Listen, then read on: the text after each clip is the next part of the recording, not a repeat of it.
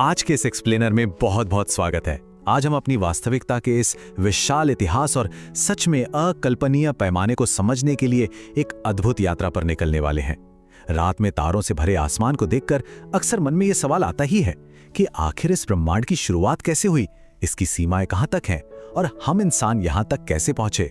तो आज बिल्कुल विज्ञान की नजर से ब्रह्मांड के जन्म से लेकर इसके आज के स्वरूप तक की पूरी कहानी को डिकोड करते हैं। अब सबसे बड़ा रहस्य तो यही है कि सृष्टि से पहले आखिर था क्या। ये सवाल हमें समय की शुरुआत से भी बहुत पहले ले जाता है। हमारे स्रोतों में एक बहुत ही गहरी बात कही गई है। सृष्टि से पहले न तो सत्य था और न ही असत्य। कोई अंतरिक्ष या आकाश नहीं था, यहां तक कि पानी का भी कोई नामो निशान नहीं था। बस एक पूर्ण शून्यता थी जहां लिटरली कुछ भी नहीं था। और ठीक इसी परम शून्यता से हमारे अस्तित्व की सबसे शानदार कहानी का मंच तैयार होता है। तो चलिए इस कहानी के पहले हिस्से पर आते हैं, द ग्रेट कॉस्मिक एक्सप्लोजन यानी द बिग बैंग। उस शून्यता के बाद जो हुआ वो कोई आम घटना नहीं थी। आज से लगभग 14 अरब साल पहले ये पूरा का पूरा ब्रह्मांड बस एक बेहद छोटे से बिंदु में सिमटा हुआ था। असीमित ऊर्जा से भरे इस छोटे से बिंदु में अचानक एक महाविस्फोट हुआ। इसके कुछ ही सेकंड के भीतर इलेक्ट्रॉन, प्रोटॉन और न्यूट्रॉन बने। फिर जैसे जैसे हजारों साल बीते ब्रह्मांड धीरे धीरे ठंडा होने लगा और फिर लाखों सालों बाद गैस और धूल से विशाल बादलों का निर्माण हुआ। मतलब बस एक विस्फोटक पल ने हर उस चीज की नींव रख दी जिसे आज हम जानते हैं। उस शुरुआती विस्फोट की भयंकर ऊर्जा से ही इन विशाल बादलों का बनना संभव हो पाया। इन्हीं बादलों को हम नेब्यूला या हिंदी में निहारिका कहते हैं। जब ब्रह्मांड ठंडा हो रहा था तब ये हाइड्रोजन, हीलियम और धूल के विशाल बादल अस्तित्व में आए। ये नेब्यूला असल में तारों के जन्म स्थान होते हैं। बिल्कुल इन्हीं से अनगिनत तारों का निर्माण हुआ जिन्होंने इस घने अंधेरे ब्रह्मांड को रोशनी से भर दिया। अब इतने बड़े ब्रह्मांड को नापा कैसे जाए, चलिए दूसरे हिस्से की तरफ बढ़ते हैं। प्रकाश वर्ष यानी लाइट ईयर को डिकोड करते हैं। ब्रह्मांड इतना विशाल है कि हमारे रोजमर्रा वाले किलोमीटर्स यहाँ बिल्कुल काम नहीं आते। इसलिए वैज्ञानिक प्रकाश वर्ष का इस्तेमाल करते हैं। ये कोई छोटी मोटी संख्या नहीं है, लगभग 9.46 ट्रिलियन किलोमीटर। ये वो सटीक दूरी है जो प्रकाश की एक किरण पूरे एक पृथ्वी वर्ष में तय करती है। बस सोचकर देखिए, ये सिर्फ एक साल की यात्रा है।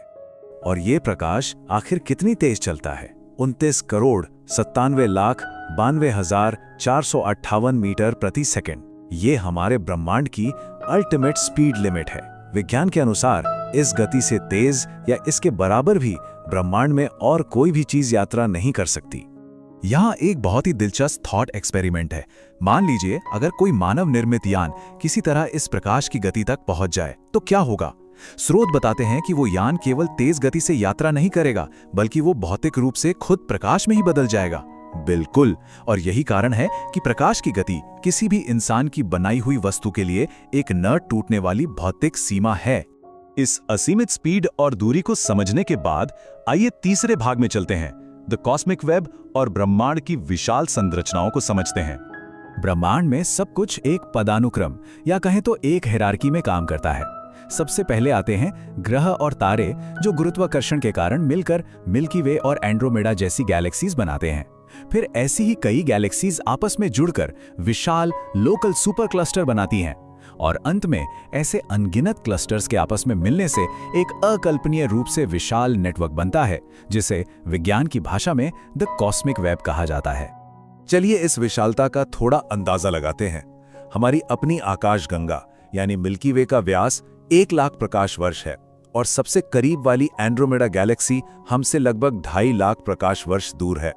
जब अरबों ऐसी आकाशगंगाएं मिलती हैं तब जाकर एक लोकल सुपर क्लस्टर बनता है जिसका व्यास 55 करोड़ प्रकाश वर्ष होता है।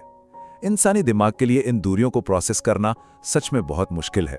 तो फिर हम इंसान कितना ब्रह्मांड देख सकते हैं? चलिए भाग 4 पर नजर डालते हैं, फैलता हुआ ऑब्जर्वेशनल यूनिवर्स। यहाँ एक बहुत बड़ा विरोधाभास है। ब्रह्मांड में जो सबसे दूर का प्रकाश हमने देखा है वो पृथ्वी तक पहुंचने में 13.8 बिलियन वर्ष का समय ले चुका है। तो सीधे तर्क के हिसाब से देखने योग्य ब्रह्मांड का व्यास इसका 2 गुना यानी करीब 27 बिलियन प्रकाश वर्ष होना चाहिए, है ना? लेकिन ऐसा बिल्कुल नहीं है, क्योंकि ब्रह्मांड लगातार और बहुत तेजी से फैल रहा है, तो जो प्रकाश हमें दिखा है उसका स्रोत अब और भी अधिक दूर जा चुका है। इसलिए हमारे देखने योग्य ब्रह्मांड का वास्तविक व्यास आज 93 बिलियन प्रकाश वर्ष माना जाता है, और ये फैलाव अभी भी जारी है। और जैसे जैसे ब्रह्मांड का ये अनंत विस्तार जारी है, मानवता के सामने एक बहुत ही गहरा सवाल आ खड़ा होता है। क्या मानव जाति कभी इतने विशाल और लगातार फैलते हुए ब्रह्मांड की सैर कर पाएगी, या हम हमेशा अपनी इस छोटी सी नीली दुनिया तक ही सीमित रह जाएंगे?